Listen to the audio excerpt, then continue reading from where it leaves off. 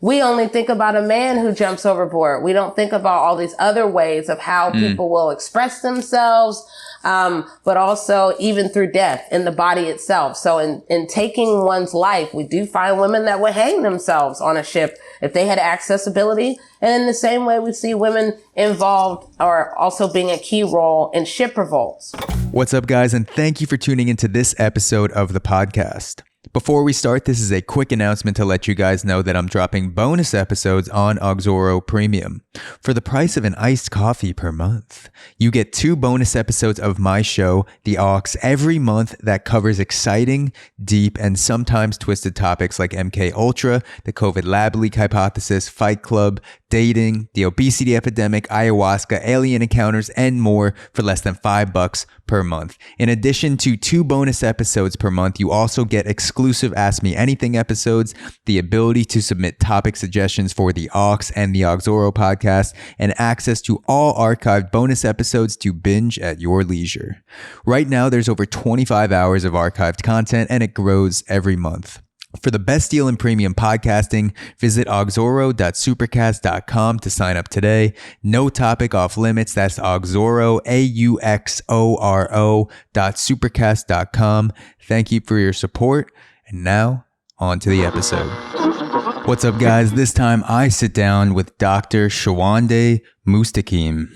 Sowande Mustakeem is an author, educator, speaker, and a community organizer who has written on topics like race, gender, terror, and violence. At Washington University in St. Louis, Dr. Mustakeem is the Associate Professor of History and African American Studies, where she teaches slavery and memory in American pop culture and visualizing Blackness, histories of the African diaspora through film. Her award-winning book, Slavery at Sea, Terror, Sex, and Sickness in the Middle Passage, is the center of the conversation you are about to hear.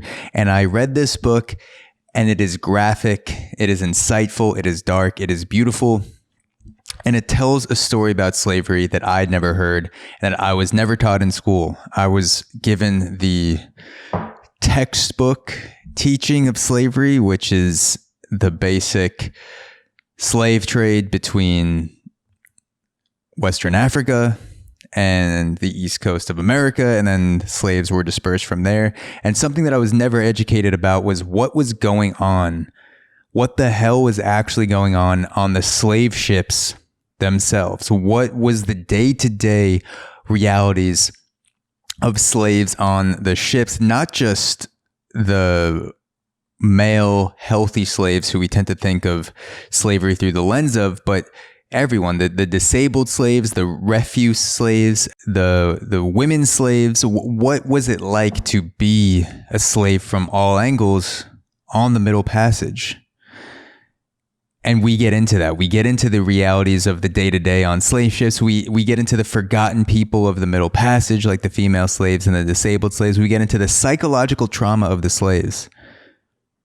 I've always thought about, or when I think about slavery, I think about the physical trauma, the beating, the endurance of being on a ship and being subject to diseases and harassment and getting beaten by slaves and white captors and white sailors. But I rarely think about the psychological trauma of a slave, what that would do to you from a mental standpoint.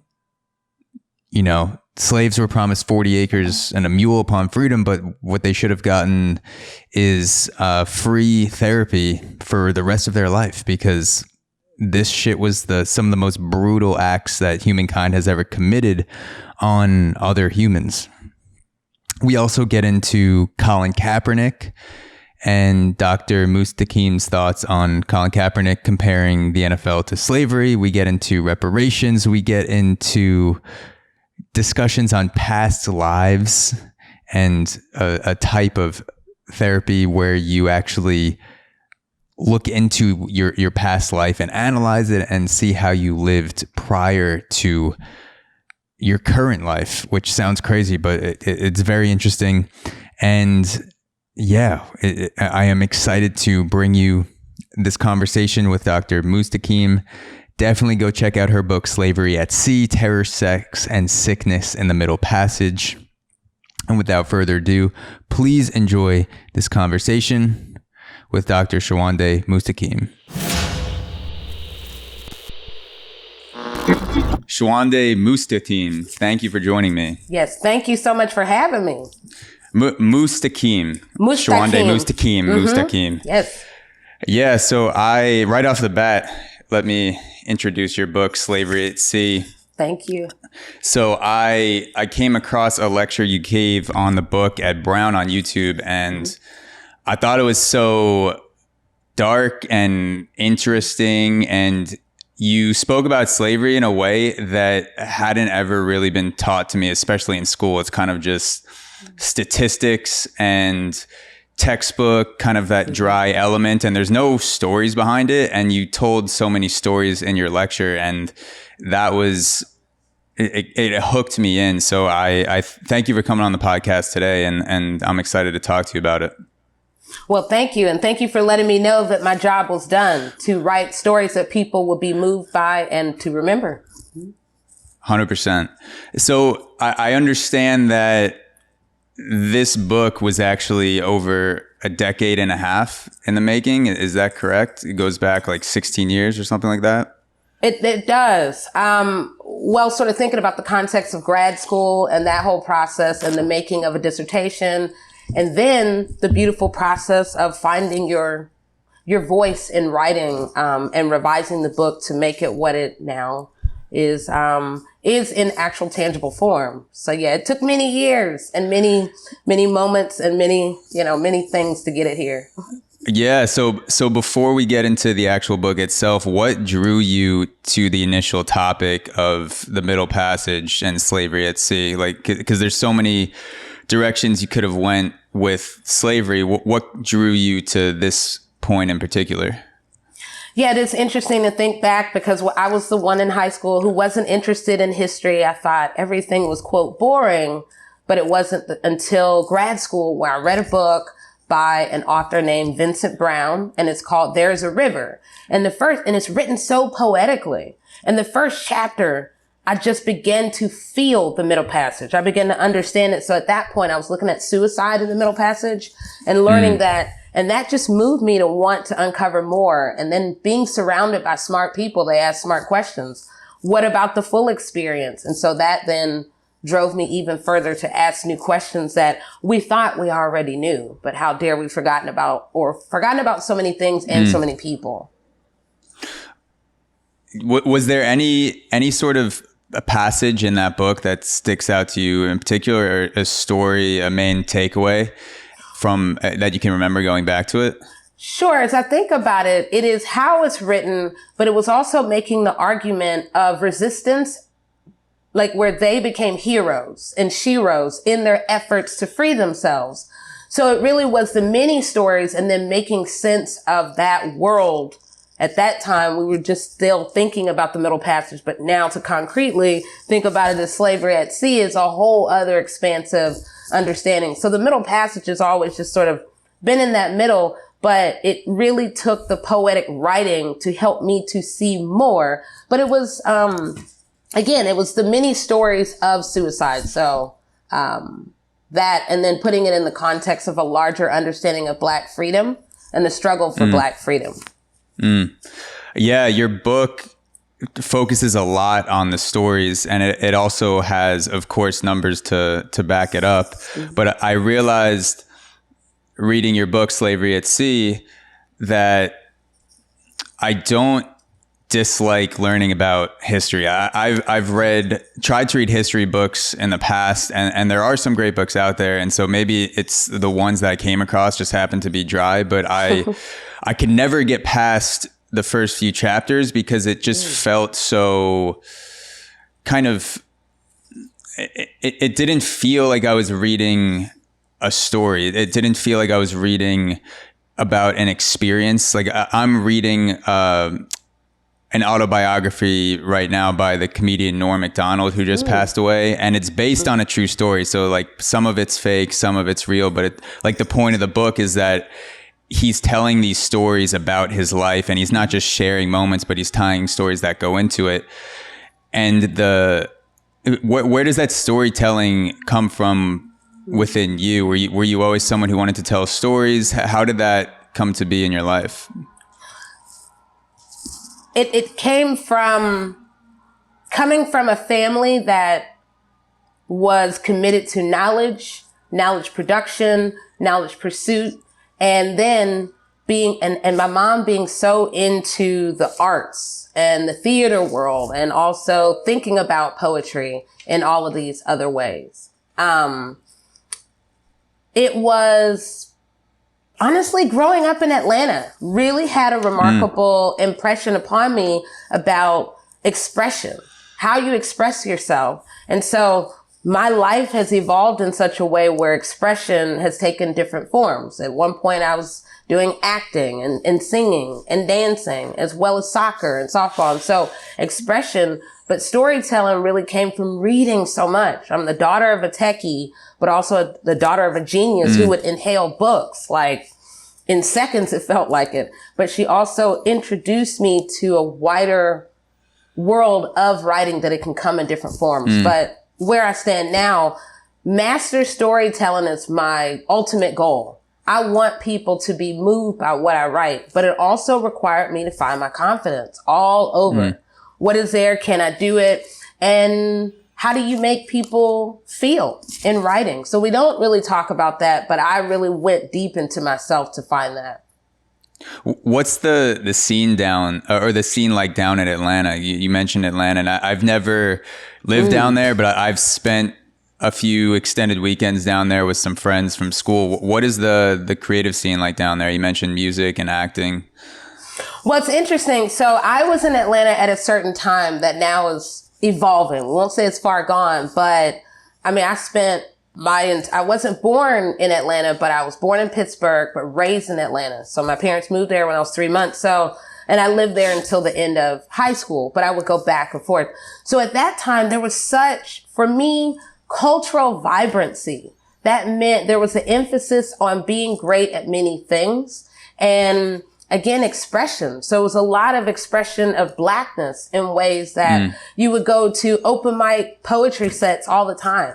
And, you know, you could go to different coffee shops and go and dialogue about what does it mean to really be like an activist, or, you know, to be someone of inspiration to the world. So I got it everywhere. Atlanta was it's an activator on so many different ways. So it's been interesting to evolve in my life outside of Atlanta as well, because I carry Atlanta within me everywhere I go. And then now to be in St. Louis, it's a whole other expression, in a different way.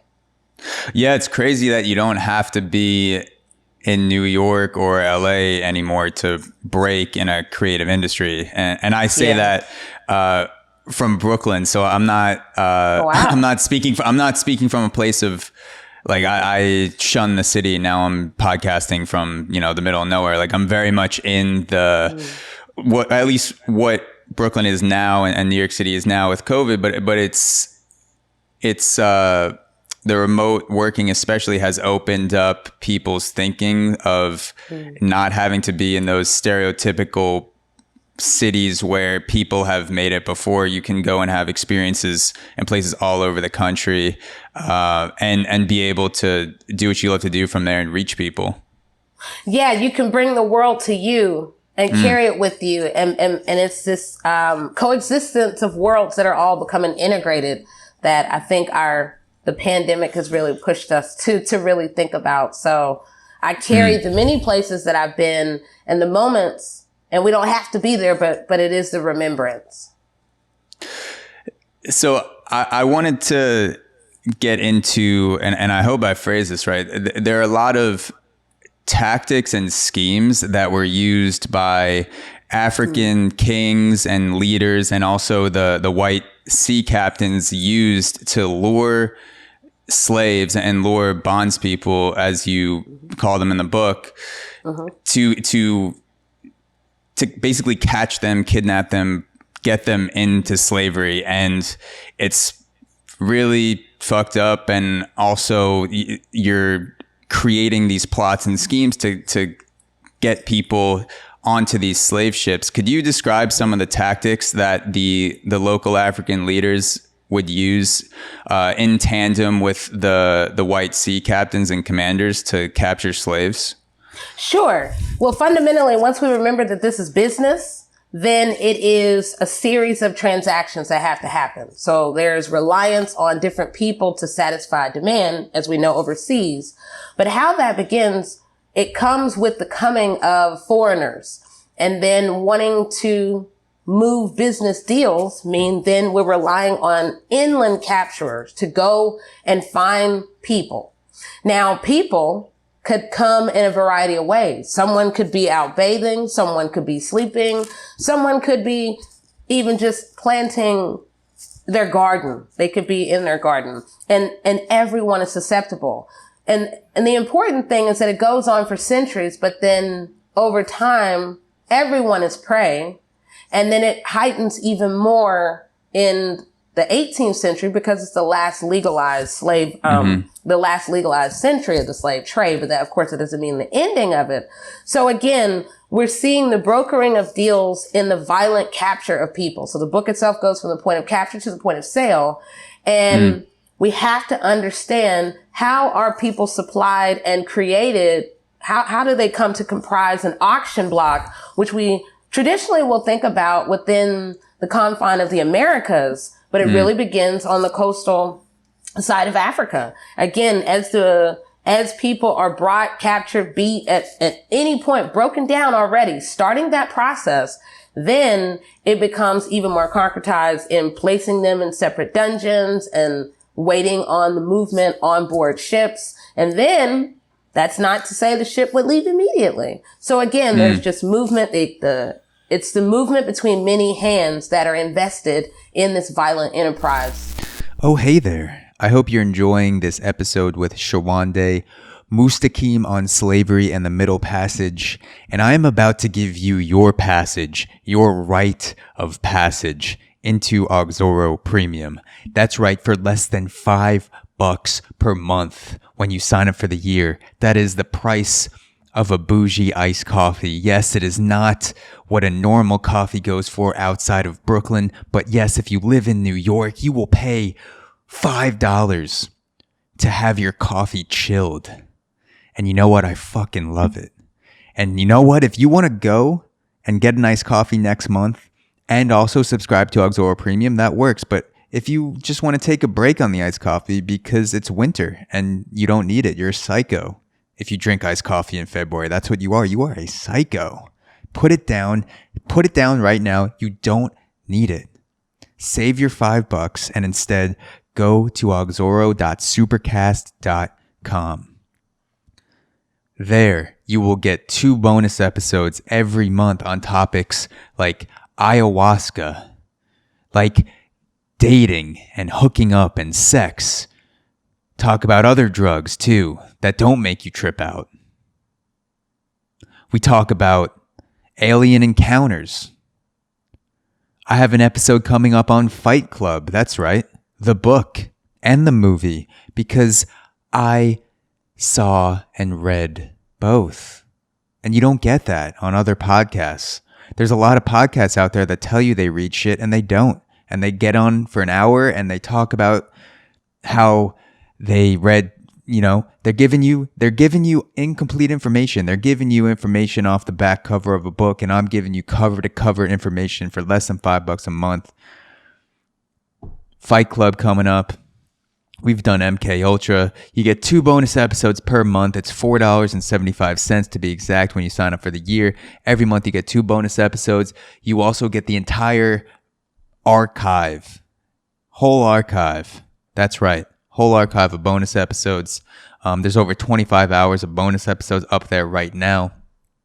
And you also get to submit topic suggestions for the Aux and for my other podcast, the Auxoro podcast, where I have guests every week. You get to ask me questions, or rather submit questions for my guests to answer. You get to submit topics for the Aux that I'll talk about. And you also get my love. And you get that even if you don't subscribe to premium. I love you guys, and I'm grateful for the audience. And this shit would mean nothing without it, but I am bringing you Auxoro Premium. Go to auxoro.supercast.com today for 2 bonus episodes every month. I know you want it, baby. I know you want it. So come and get it. Come and get that shit, baby. It is your rite of passage. And now, back to the episode for the middle passage and slavery at sea with Sowande Mustakeem. The framing of slavery being a business kind of opened up my mind to people's intentions and motives, because I never had it framed to me like that before, like trying to understand the business tactics and the motives and the profits and people's behavior within a business. But it makes sense when you start to look at it as a way that thousands of people for hundreds of years were making a living through this business of manufacturing, like human manufacturing, as you say in the book.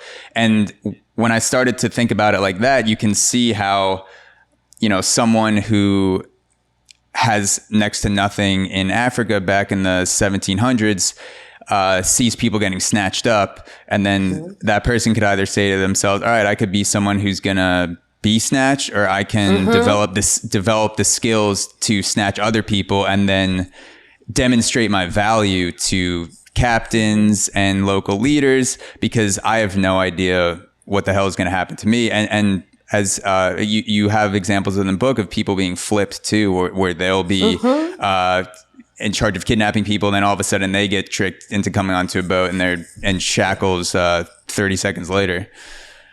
Yeah, that was a scary thought, that how alcohol can be used to flip the script, if you will, where one day you are the one in charge, and then in the next moment you wake up in a hangover in chains, and then you're shipped far away from any world, any language, and then you are a part of that which you were sending other people to. It was brutal, a very brutal trade. That might be the worst part about that might be the worst way to wake up from a hangover, is not just the pounding headache and vomiting in the toilet, but that you see that your arms and legs are also chained to a piece of wood on a ship, and you're just like, can I just feel like shit in the privacy of my own home? And it's very brutal to imagine. Yeah, you can't even be hungover in peace. No such thing. The whole connection of alcohol to the slave trade is also very interesting. Of course, when we're thinking about the side of sailors, but also just thinking about the enterprise and how far people will go in the name of business. So what were other ways that alcohol was having an effect on the ship? What was it? A lot of times you'll hear from historians that everyone was basically drunk back in the day because water wasn't safe to drink, and you're surrounded by water that you can't drink. Was everyone basically inebriated all the time? Were they using it intermittently? What was that like on the ship? What's interesting, as we think about it, who wants to tell that they or the rest of the crew was drunk, inebriated in some way? So the archiving of it is only going to come up when it's needed. However, you do find that merchants are writing letters to surgeons and to ship captains to say, you need to tame the crew, tell them to drink less, control their behavior. But alcohol is present. But it also is interesting when we see the ordering of like a little bit of alcohol to calm down those who are captive on the ship. So again, it has its place, but it really finds it even more in the world of sailors, which then it's only going to exacerbate the violence. And then every day is almost a whole other new version of violence that is anchored on alcohol. And who's going to control that? So regulations become interesting and important to critically think about all over again during the legal slave trade. And I emphasize legal because I wrote this book to push back against the tendency to just talk about abolition, because we have to understand what gave rise to abolitionists. What was it that moved and galvanized many across the globe? And then when we understand the violence that was, again, absolutely central to this business, then we see the hands of many that are covered in blood and money.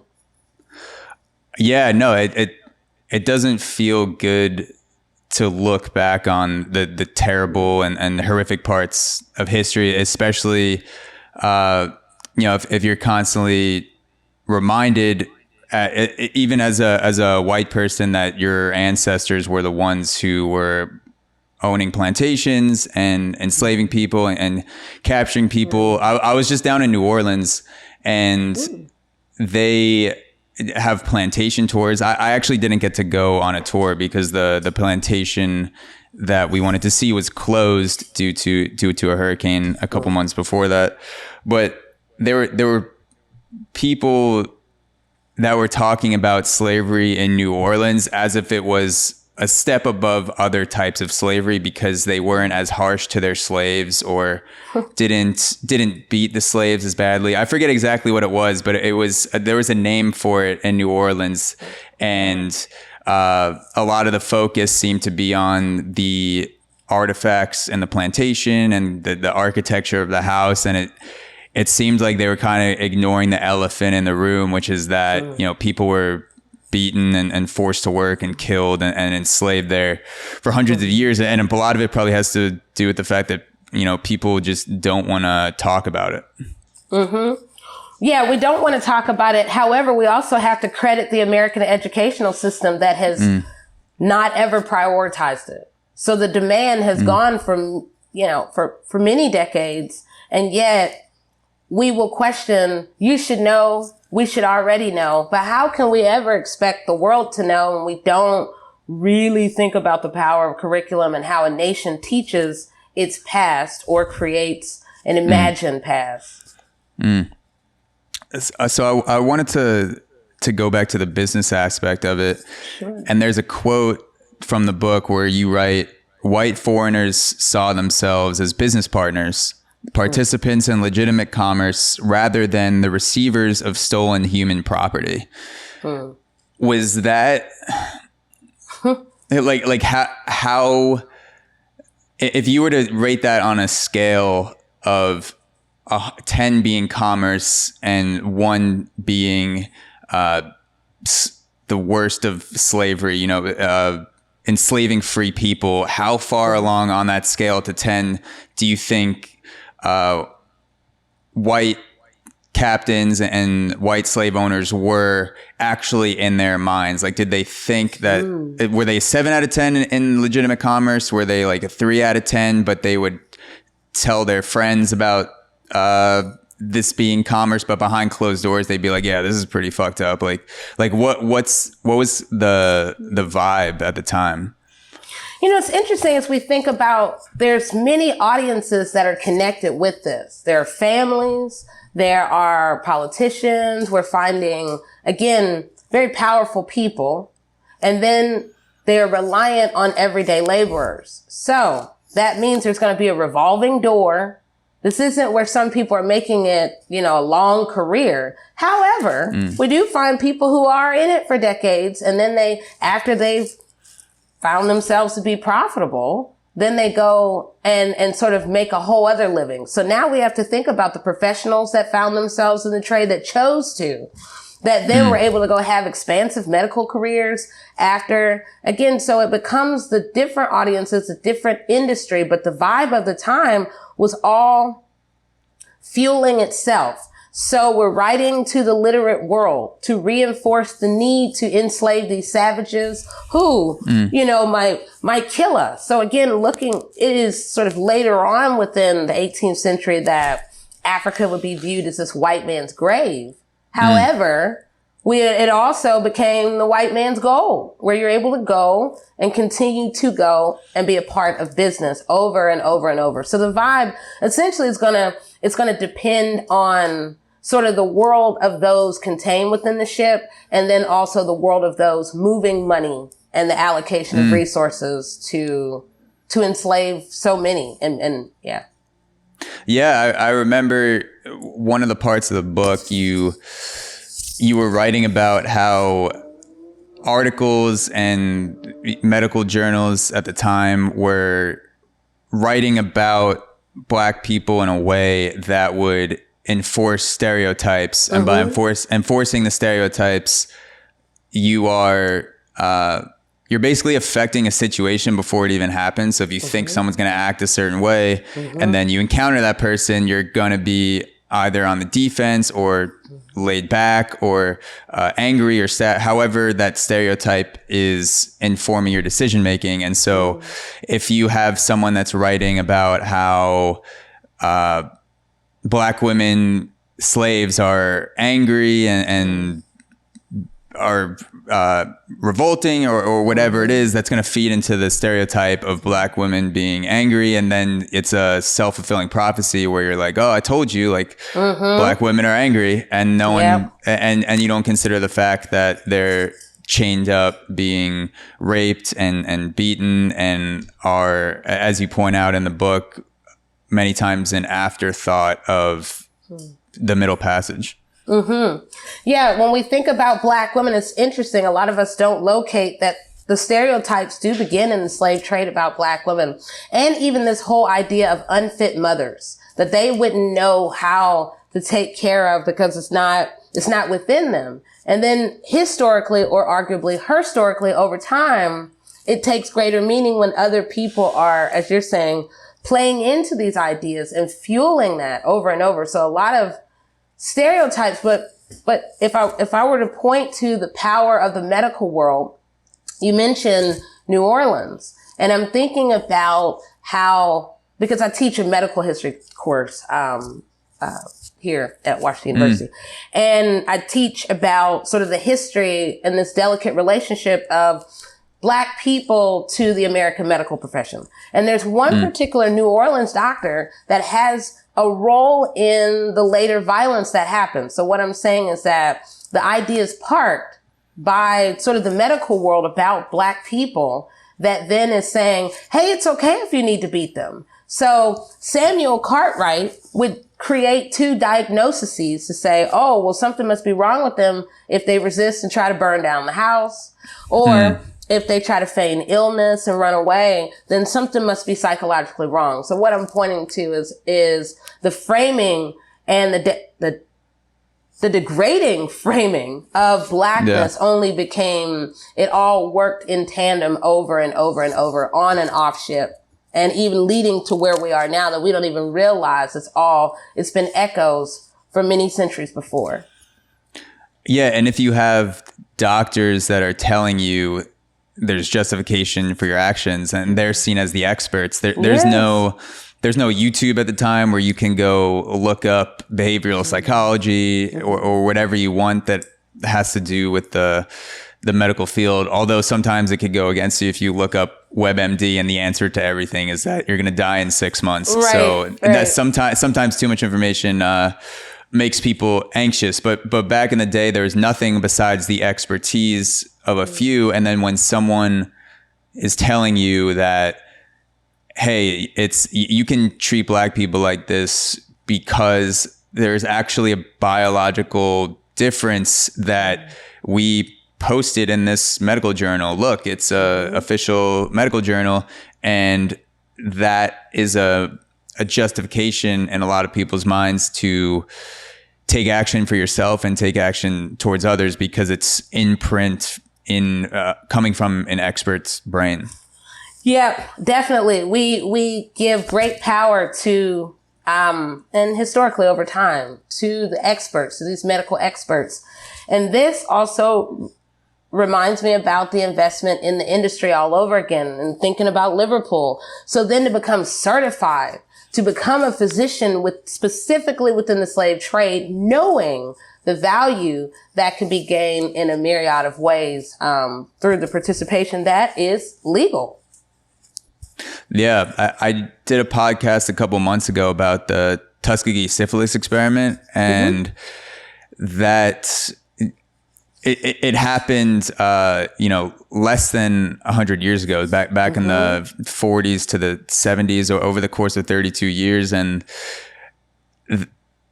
the amount of manipulation and death and torture in some cases that was leveled out towards Black people and white doctors taking advantage of the lower literacy rates and lack of availability of knowledge. I can't imagine how medical experts were leveraging that gap between the medical field and everyone else 400 years ago, if as little as 50 or 60 years ago, we were doing the same exact thing.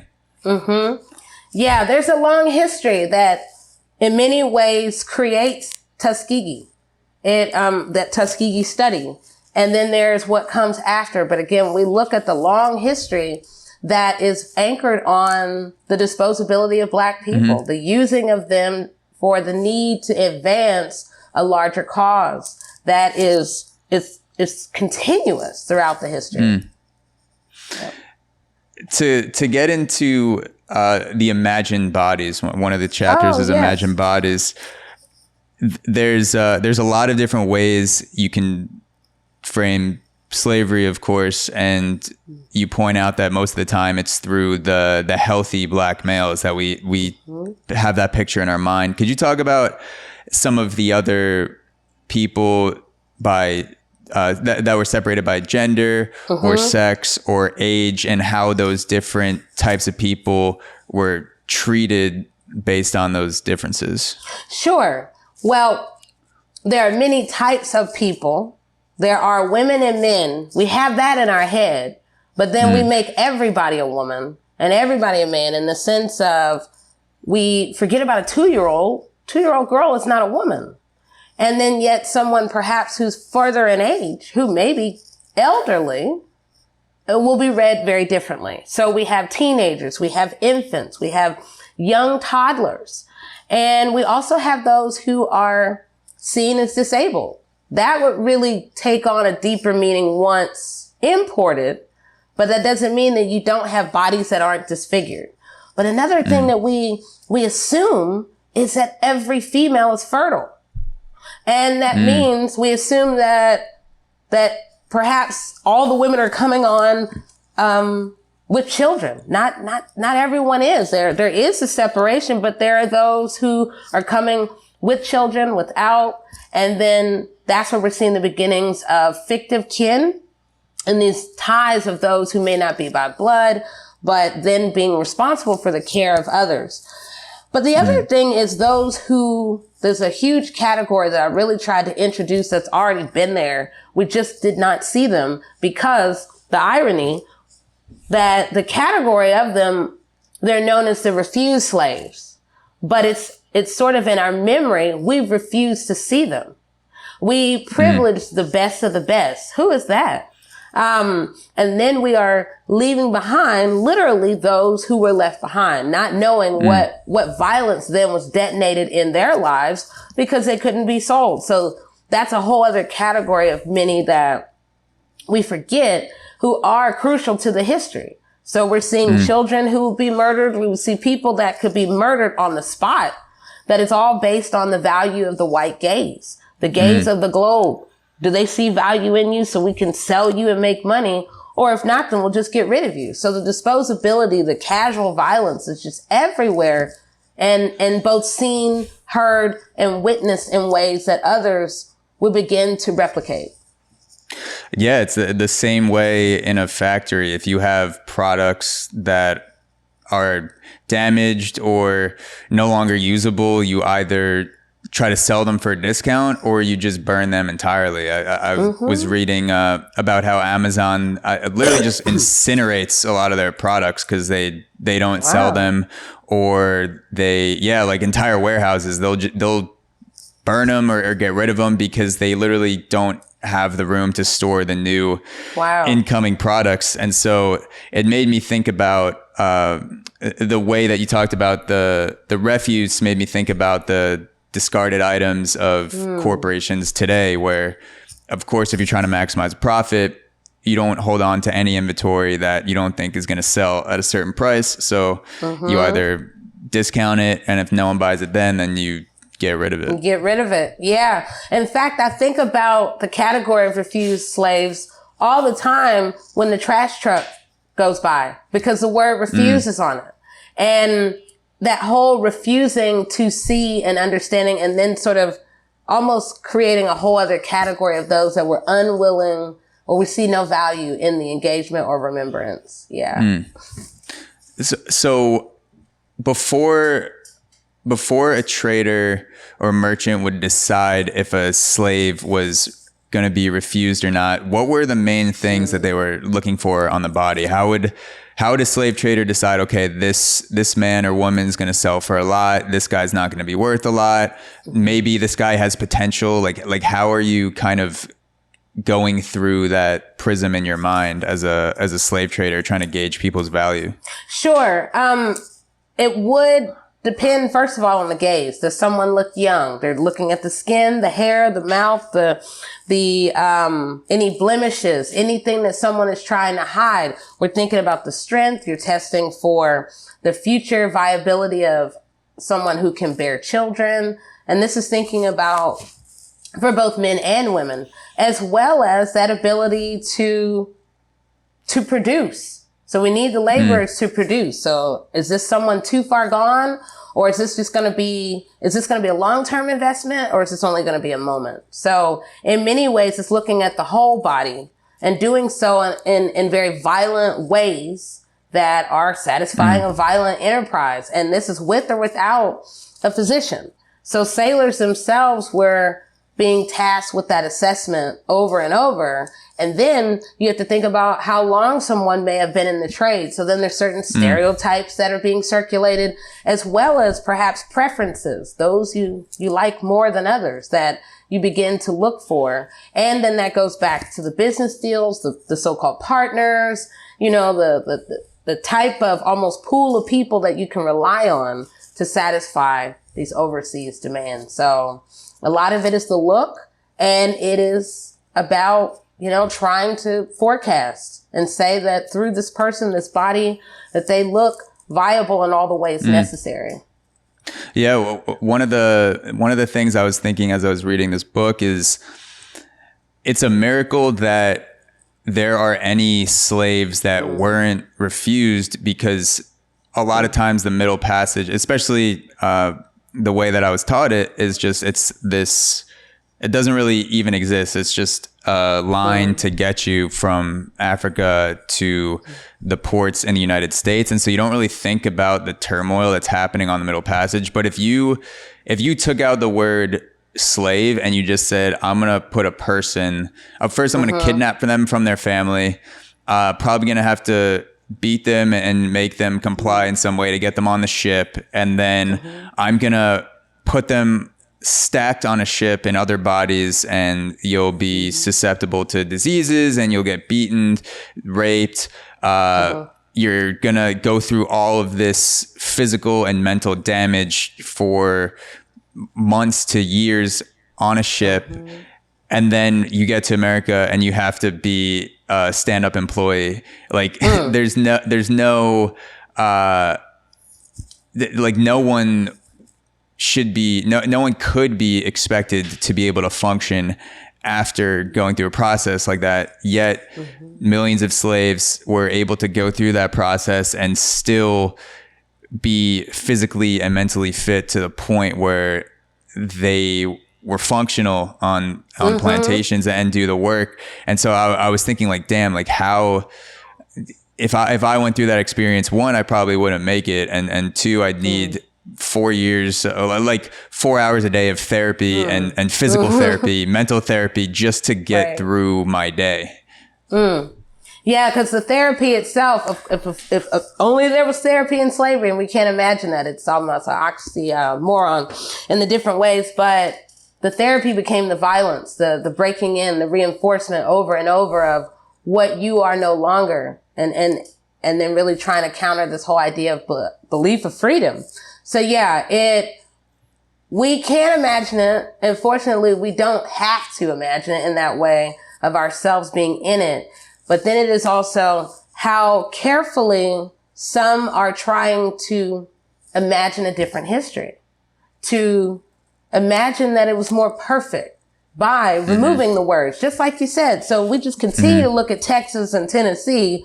We're going to begin to see the pulse of the possibilities of where others will want the conversation to go, to say, take out slavery. No, we don't need to talk about it, because it's always this quest for the best, the feel good narrative, and slavery at sea does not fit that at all. Do you ever get pushback from other historians or authors that are accusing you of doing the very thing that you're trying to go against in the book, which is telling the accurate and brutal stories of slavery? Do you ever get people that say like that, this is, you're imagining it, this didn't actually happen this way, you're talking about things you don't need to talk about? To people, did you get a lot of pushback after this book?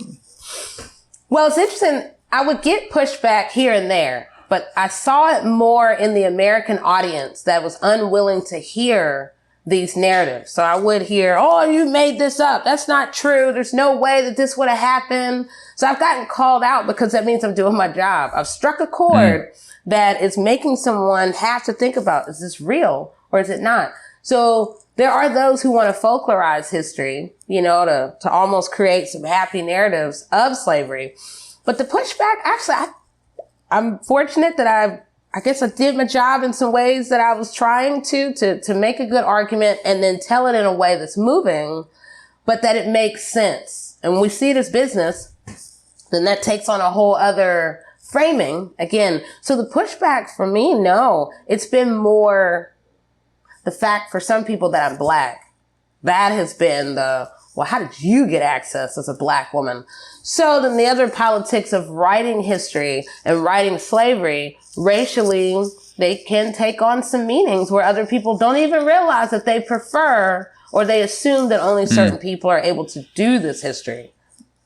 What do you mean they were questioning your authority or expertise as a Black woman, or they weren't sure how you got some of the records? What was their pushback in terms of you being Black? Well, that's just it. It becomes the representation that many people will think about is typically a white historian, and maybe even a white male historian. Yeah, so, like the old white guy with a peppered hair, mustache. Yeah. Yep. Tweed jacket, all of it. So I'm already shattering that expectation. And then whatever ideas that we have about Black people and their intellect or capability of having a PhD, I've been questioned. You have a PhD? Because it's sort of one of these like, wow, not really realizing the potential. So there's a lot of different politics that are happening all the time. But this whole question of objectivity, that there are those who believe that only white historians are able to be objective, because some believe that Black people, they're just trying to find their families. So they're not going to sort of keep it steeped in science. And that's why for me, it was like, go to as many archives and say, here's the science. Go to 25 archives. So that way you can't say you didn't go to enough. The average historian may go to, 5 or 10, but I needed to show that there was so much here because the pushback was there. Oh, who cares? Oh, let's get over it. Find a new topic. We need better histories. But for me, I knew that this was what was necessary to the larger telling of slavery on land. So reminding us that we privilege all of our conversations on slavery on land, and then we forget the space of the sea. That's such a weird pushback to say that because you're Black, you can't be unbiased or objective in a certain way because Black people went through slavery, and you want to twist the story in some way because if you're white, then you probably don't want it to look as bad as it seems. So you're being biased from the other side. So if you were to have a debate about slavery or a discussion, you need a Black person, a white person, and then like a third party Asian judge or someone who wasn't from that race to if you're really going to play that game, because it doesn't, you're going to have bias on both sides. Both people have motivations and intentions to create a story about slavery. And your race is a huge part of that. So naturally it's going to come into play. So for one side to claim innocence and the other side to try to prod or try to like plant the idea of, oh, you can't trust a black person on slavery because it'll be biased. They want to make it look worse than it seems. That doesn't really make sense because the other side is going to do the same thing in the opposite way. Yeah. And I'll tell you, I was really hit with it in a whole other way. The first time I ever gave a conference presentation, and I was talking about the role of black women within ship revolts. And I had someone come up to me and say, I totally forgot about black women. And I thought, wow, you said that out loud. Like, and you said that to a black woman. But it also, for them, they were like, we just kind of only see men. And I thought, we have got to undo that because there are many people. Yeah. No, that's, to tell someone they forget about you right to your face. That's, right. Not great rapport, to say the least. You would think that person would lie in that situation just to like make it more comfortable. Like, I totally remember about black women, and then be like, what happened? Like, right, exactly. Like, what are you talking about? No, this person, I think they almost saw it as a compliment to me. Like, oh, I totally forgot about black women, until your presentation. I'm like, whoa. And I hope the world never forgets black females. There's a full spectrum that have always been there. Mm-hmm. Yeah, no, it's weird how things like that can be used as a compliment, or tried to be used as a compliment. The fact that you're giving someone credit for something that you forgot, or you say something like, "Oh, I didn't realize you could do this. Right? That's amazing." Or I forgot about your existence, and now I'm going to compliment you based on me remembering the fact that you exist. That's it's a weird way to build a friendship. Yeah, it is. Well, slavery can bring out quite the emotions in people, and some people will go. You'd be surprised some of the things that I've heard from public audiences. And I know that this book and these testimonies, that they need to be heard far beyond even our time here on the planet. So speaking of black women, what are some of the most untold stories that black women slaves were a part of on a ship? Whether it's tactics or methods of resistance, having parts in organizing revolt. What are some of the most major ways that black women are forgotten in the Middle Passage? Well, great question. So, first of all, they are untold. Let's just say that fundamentally on what it is. Black women, black females, their entire history within this overall history is untold. And from the opening, that's where I'm pushing back against our tendency. No other book on the slave trade had opened about a story of a or two black women until my book. And that was because there was no way I could open this conversation continuing to privilege men. So that said, there are the different types of resistance. There are the different types of diseases that would happen. And there's also a variance of response to response to the shock of enslavement.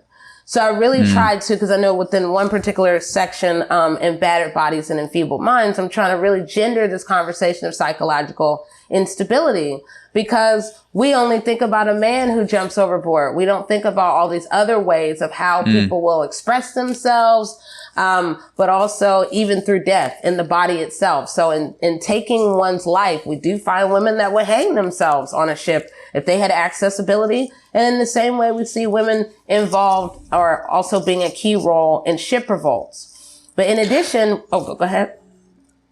No, go ahead. I'll say it after. Okay. I was just going to say that, but then we're having to think about the care of the everyday that's happening. And I try to find those stories where we're able to see the networks, to see the female networks, as well as to see how one woman could be separated from her child and then someone else will be brought aboard to mother essentially those child. So the untold is It is all throughout the history. But within slavery at sea, I'm trying to make central and more equal in our remembrance men, women, elderly, children, diseased, and disabled.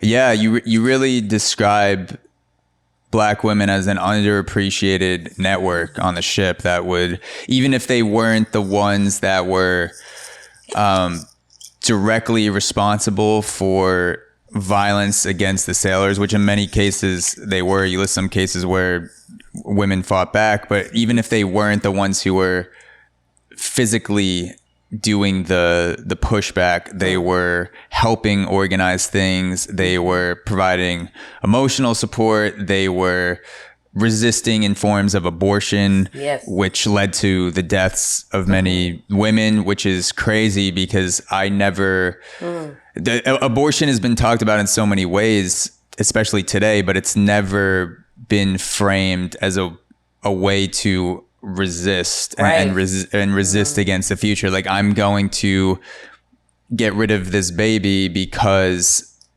I want to go against the future that you have planned for me, and I don't want my boy or girl to endure that same future. I'm going to take away. I'm not just going to take away myself, but if they happen to die, but I'm also going to take away the future extension of me that's no longer going to be able to be monetized through slavery.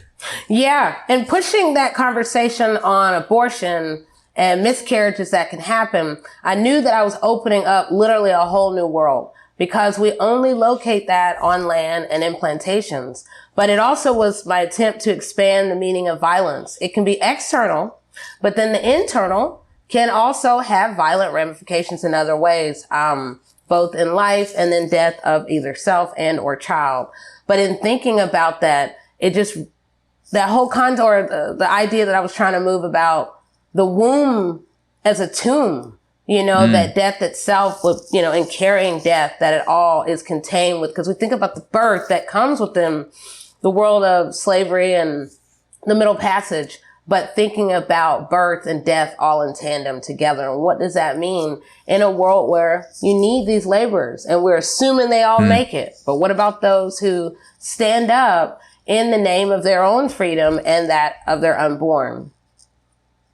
Yeah. And you talked about the double oppression of women as well, which was one of the main themes on the ship, because you're not only a slave, but you're also in constant state of vigilance of being raped or just being taken advantage of by other slaves or captains, whoever's on the ship. So you're not only a financial target, but you're also a sexual target.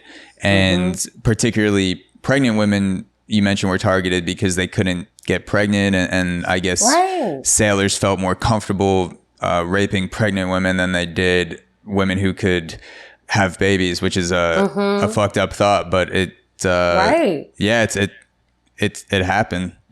Yeah, thinking about how you hide the evidence, but then the brutal display of violence, open violence, and then again, we're going back to just the disposability of Black people. You use them in whatever way you need, and it is legal and fully sanctioned and invested. So as we continue to think about business, money was investing in these violent behaviors.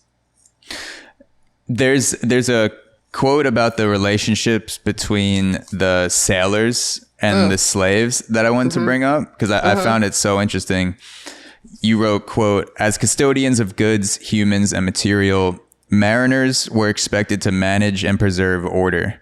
These expectations often came at great risk of violence, regardless of status, to assert unlimited power.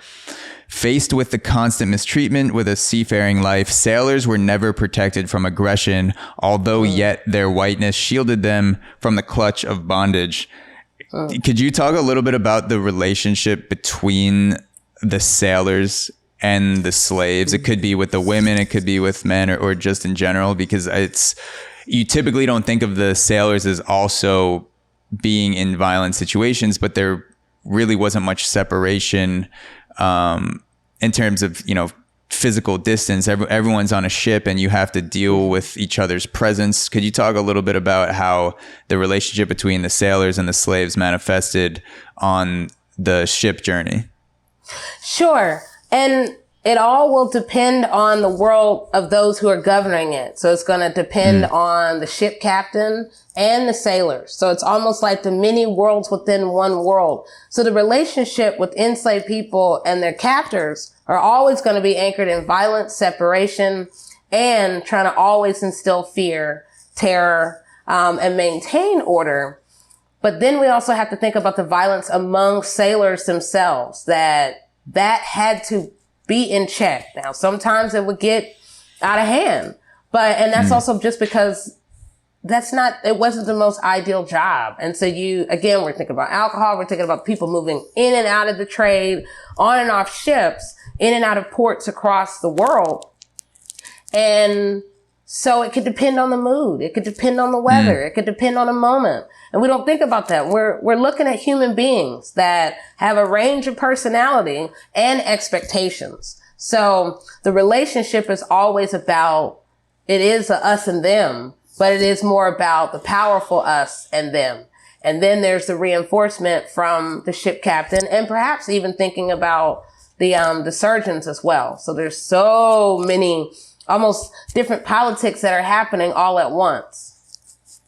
Yeah, when you're in such a confined space, those things like the weather or moodiness, or if you got in a drunk fight with another sailor the night before, that's all magnified times 1,000, and your reactions are magnified times 1,000 because you have you can't go for a walk outside because you would drown in the water. So you have eaten to alive. be eaten alive. Yeah. So it's like you can either deal with it internally, which there weren't a lot of meditation apps back in the day. So I imagine that was pretty hard. Turn on I have the choice to either beat this person or I can turn on my Calm app for 20 minutes and then see how I feel. Exactly. So there weren't many options. No. And the other thing that we forget is that slave ships had a smell that you couldn't get away from. You're contained in it. So that only is going to probably enrage and create all kinds of just, almost unpredictable moments. So the heightened senses, and then to be out in the middle of the ocean with no land in sight, and then what that can do to the psyche and how you respond in the treatment, and of course the violent mistreatment of others. So during around the middle part of the book, I started to think about like if you're coming at slavery from a logistical, cold-hearted, just financial standpoint, and you want to make as much money from slaves as possible, why was the situation on the Middle Passage designed so poorly? There seems to be no attempt of adaptation and recognizing that, if you do think that Black people are products, then you should maintain those products to be as viable and usable to when they reach the United States. So was there any sort of design enhancement, or did anyone say, hey, maybe we should bring less people over on a ship. We'll have less products, but they'll be better for longer. There'll be less violence. There'll be less death. There'll be less sickness. Or was it always, we're just going to cram people spoon to ass to mouth and back to front, it basically just packed in like Jenga pieces? Was there any ever evolution in the design of these ships, or was it kind of just the same thing for 400 years?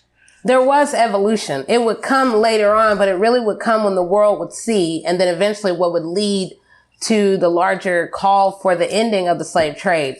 So the one thing that we take for granted that we don't think about, but it was the discovery that I had made, that essentially halfway through the 18th century, we're finding a scientist that had created ventilators that were used aboard slave ships. So all of a sudden that changed the industry and also the lives. Perhaps more people can be preserved for, both enslaved people as well as sailors. And that became a huge design itself. But the whole argument on tight and loose packing would always be central. But then we're thinking about during the illegal slave trading period, then you're trying to account for what if we do lose, or what if we have to get rid of some people, then you want to have much more, and you're less concerned about almost a whole other preservation that was existing within the 18th century. So it really will depend on the legal side or the illegal. And that is sort of what motivates the greed in a whole other heightened way because of the fear of the coming end of the trade itself.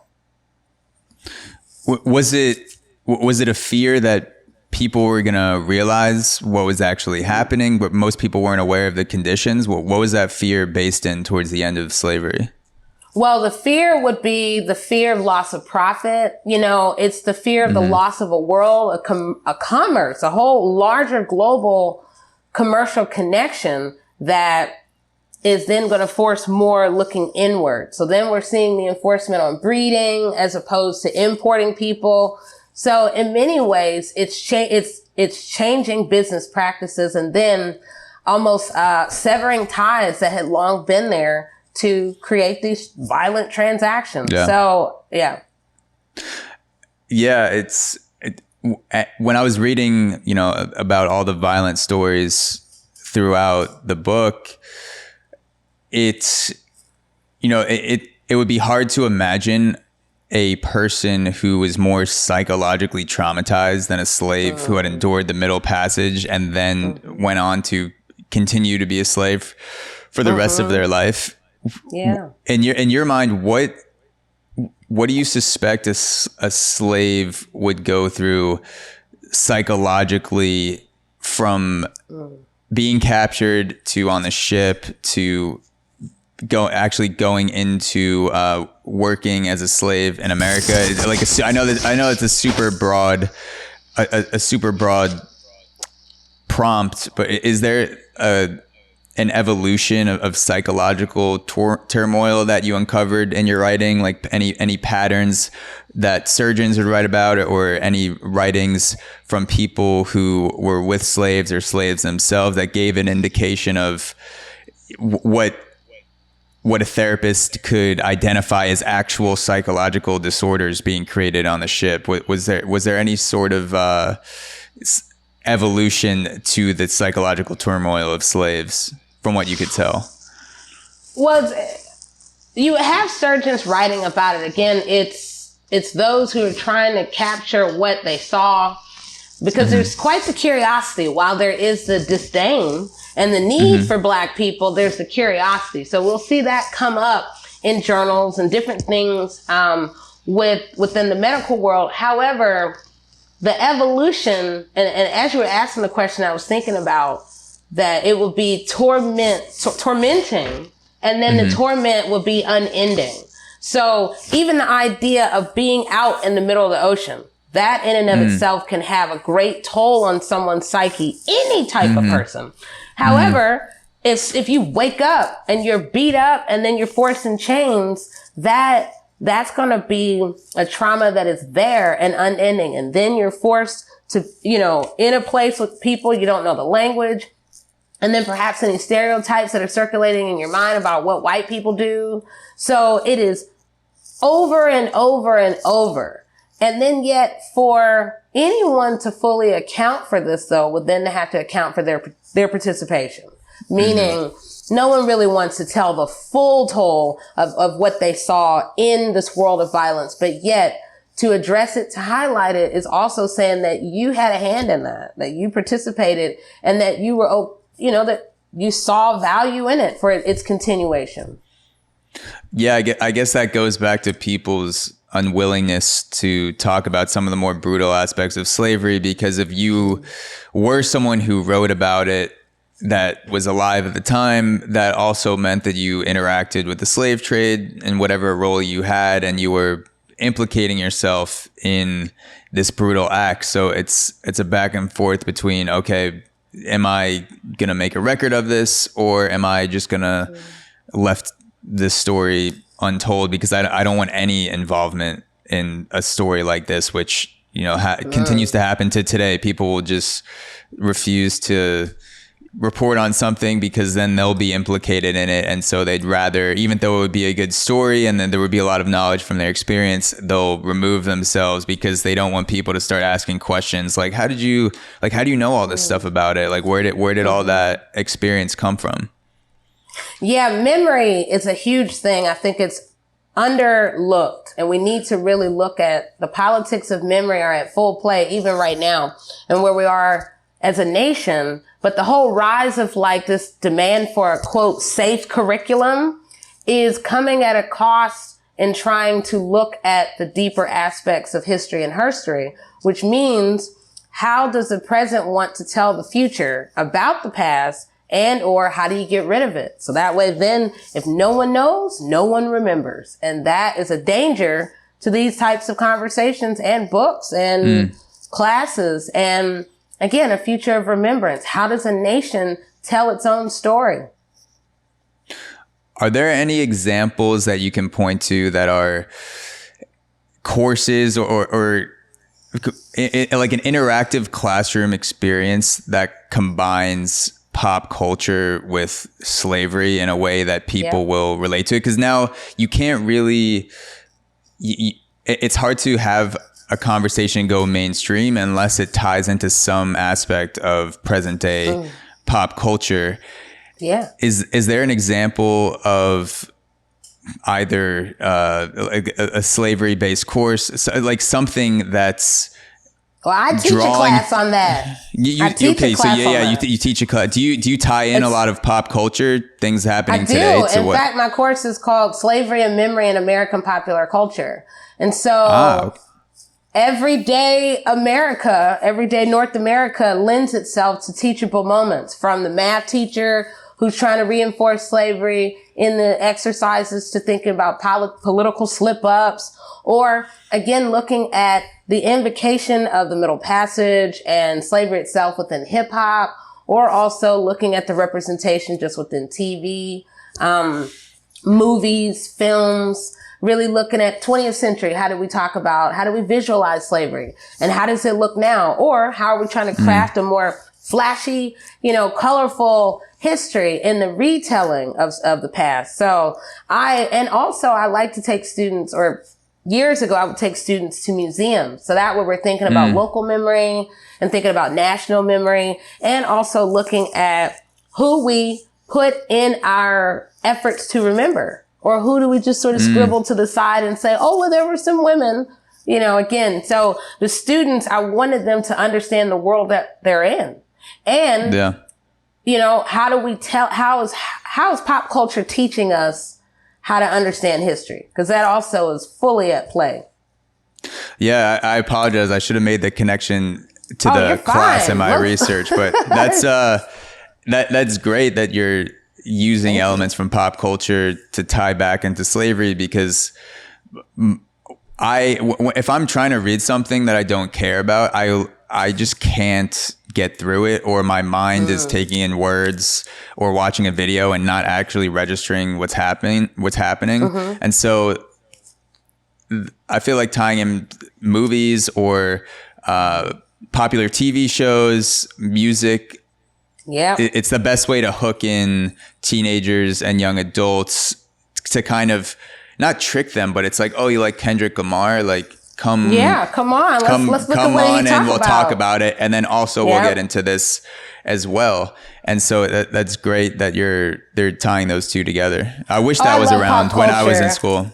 When you were in school. Well, we have to innovate. And you're right. We have to think about the different types of learners, different generations, and different needs. So right now we got to have sort of the visual. We got to be able to have we have to activate different parts of people. And I love TV. I love pop culture. So every class I teach, I am requiring some series, some movie, like Lovecraft Country. I've taught Westworld. I've taught The Nick.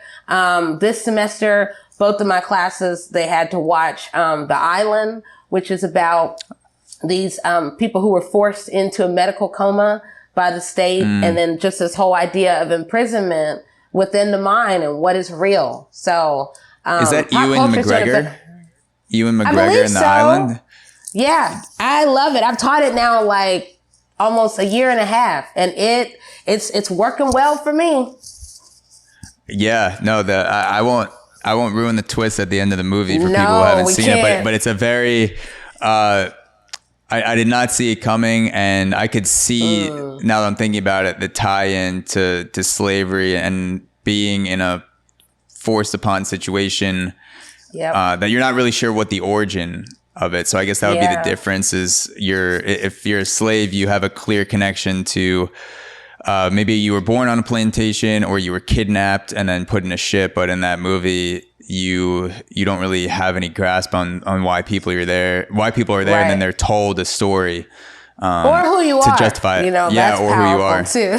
Yeah. And also Sankofa is another one that I like because I typically will teach it because we'll often find ourselves saying, if I were forced back into slavery, what would I do? And in that particular story, you have a director, Holly Garima, that took the whole idea of what if you have a model who goes to Africa to go do a photo shoot, and then she travels in time and goes back to slavery so she can remember what her ancestors went through. So it's the different ways of approaching.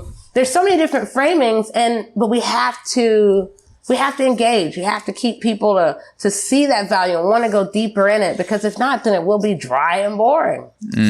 So if you had to answer that question yourself, if you were forced back into slavery and you were alive at that time, what would you do? What would I do? What do you think would be some of the schemes that you would dig up in your mind, or anything that comes to mind?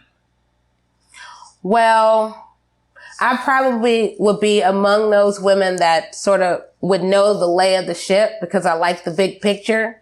And then, you get them when they're asleep. It's almost like finding that nick that then can cause the downfall of the entire ship. So finding the weakness, and really beginning to zero in on that, because when someone is not fully there, then you're able to almost take that situation and use it to your advantage. So, what could that be? Who knows? Beginning to watch how much alcohol is consumed, but it is I want to believe that I will be strategic and really thinking about what am I seeing that then I can use to my advantage, that can, bring a blow to this. Yeah. And as a teacher, you're charismatic. You can talk to people. You obviously have a way with influencing social relationships in the classroom. So maybe you could plant these psychological bombs in the minds of sailors and, pit them against each other and say something to a white sailor like, oh, hey, I can't believe Sam was talking shit about you last night on the deck. Right. And you should have heard what he said. Yeah. Right. Yeah, exactly. But I also probably would be, because I'm a drummer, I would be among the drummers that would know how to communicate messages between the portals. So I would be the one that would be most dangerous in knowing the power of sound that then can activate the other side. So that would be, and I say that as a female, percussionist, because women are not represented. We all only think of men, as capable of drumming. But again, I know you saw within the book that the role of song and dance and drumming and that coming up, but it is a whole other language that, it could be a threat, from those who didn't kind of see it coming. Of course, we're thinking more on land and that ability to galvanize even more or to send signals in a multitude of directions. But still, the power of the drum, I think that would be another tool that I would want to be connected with. Yeah, that's another thing I didn't really think about before reading the book is the musical presence and the musical communication on ships, because I was just assuming that, if you're on a ship, you can talk to the person that's next to you or talk to other people, but a lot of people spoke different languages and they're from different parts of Africa. And so a lot of times the only common communication that you can rely upon is through rhythms and drums and dance. And that would be interesting to use that to organize some sort of a revolt or a resistance, to have signals and white guys on the ship just think, oh, like they're playing their music down there, and little do they know you're getting ready for a revolt at sunrise. Well, I think that somehow seemed to be understood here in North America, which explains why drumming really struck a chord of fear among white people, because of the inability of knowing, what does this mean? And the ever-present fear of revolt, overthrow in some regard. So we see the stamping out of these cultural practices of drumming that other places across the world, it was a cultural integration in a different way. Yeah, the drumming to communicate, and then the poisoning seems like a good option from the book to get your hands on the food that the sailors are eating on the ship, and you go through all the expertise and spices and things like that, and you have the actual poisoning of the body, and then you have the fear that you put sailors in, that can I even drink anything on the ship? Can I eat anything? What's safe? What's not safe? Maybe they start questioning each other. They think that it was another sailor that poisoned their drink or food or something. Then they start, because best case scenario would be that they kill each other, and then you could kind of just take over the ship. So I wonder if that happens. Yeah. You wake up one morning. In a perfect world, it did. Yeah, you wake up one morning and all the sailors are just dead on the deck, and you're like, well, I guess we're turning this around. Freedom has arrived. Yeah. But that also speaks to the multi knowledge base and skill sets that enslaved people were operating from. And so, and also it expands a whole other conversation on violence, a quiet violence within the body. So it wouldn't be fair for me to say, what would you do as a slave back in the day if you found yourself in slavery, without asking myself the same question? But before, and not as a slave, but if I was a merchant or a white person on the ship in a position of being in the slave trade, selling slaves, something like that. But before I even attempt to answer that, what do you think of the notion that a lot of white people will say, which makes me laugh, that if they were alive back in the day, they would have been the one to end slavery or never participated in slavery? Like, I hear people say that sometimes. Yeah. And I think like that, you're projecting today's morals. You're projecting the morals that you have from growing up in, let's just say, the United States, and then you're using that to frame what you would have done back in the 16 or 1700s in order to, I just think it's silly. Do you have any thoughts on like people placing themselves back in history and seeing themselves as heroes rather than I'm an average Joe today? I probably just would have been an average Joe back then.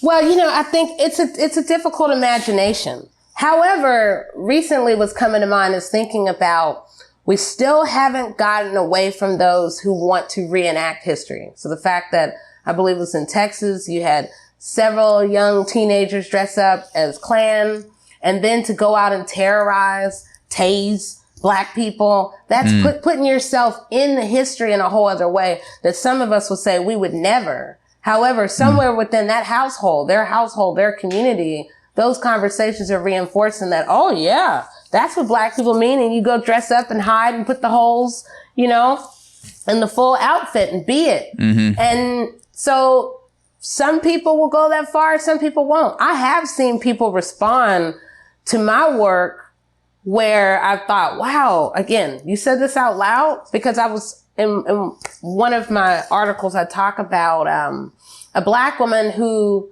she has smallpox in 1791 aboard an American slave ship called Polly. But what happened, in order to remove her from the ship, they tied her down, tied a blindfold around her eyes, mouth, and tied her to a chair and left her for dead in the middle of the ocean. So I was sharing this story, interestingly, in Mississippi. And it was like a domino effect in the audience, where one person was like, well, why did they tie her down to the chair? I would have strangled her. I would have took her by her neck and strangled her. And I thought, wow, this is far from abolition, and how we imagine ourselves. So some people, they will place themselves in that violent terrain of blood. Yeah. Well, so to answer the uncomfortable question, what would I do if I was a white sailor? First, I would say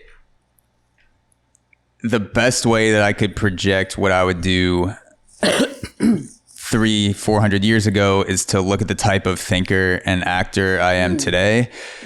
So if I'm not a revolutionary today, I probably wouldn't be a revolutionary back then, because it would be even harder. And I don't really have that type of personality, but I do like to think differently. I do like to create content.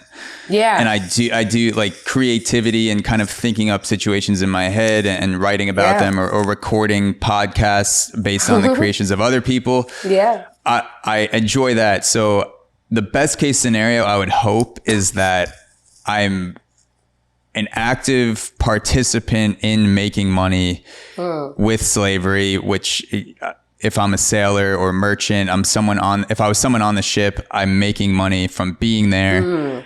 And also I hope that I wouldn't be physically violent, but who knows if you're trying to protect your own life and you're in a situation on a ship. But I do think that maybe I would hope I would sense that this is something that's extremely messed up and wrong and disturbing, and that if I'm going to be in this situation, I should record as much as I can, either as much content, record as, but yeah, like that's, I'm like, how can I monetize slavery for my future podcast?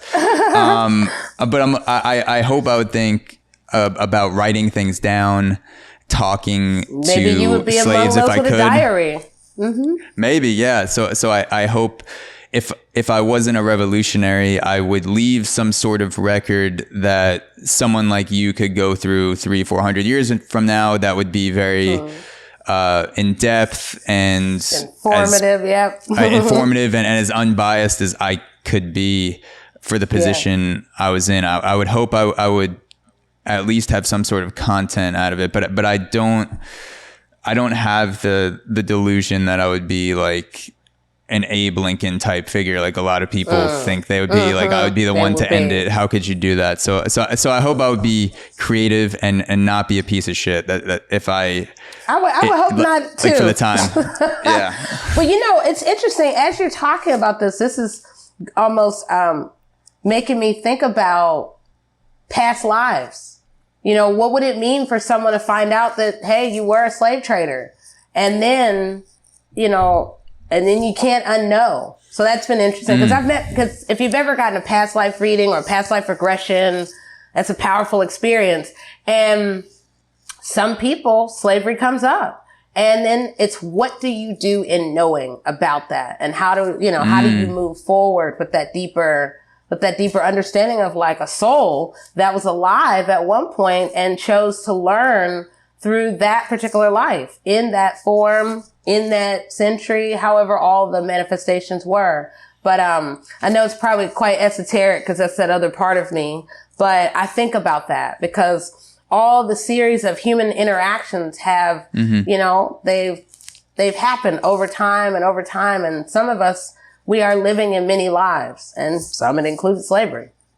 So that's, you said it's a life experience reading. Is that like you go to someone and they tell you what most likely would have been, or how does that work? So what can happen is that, so there's a library that everyone is capable of accessing, but there are those who are better at it. It's called the Akashic Library, which has a record of every thought, every deed, and every life that you've ever had.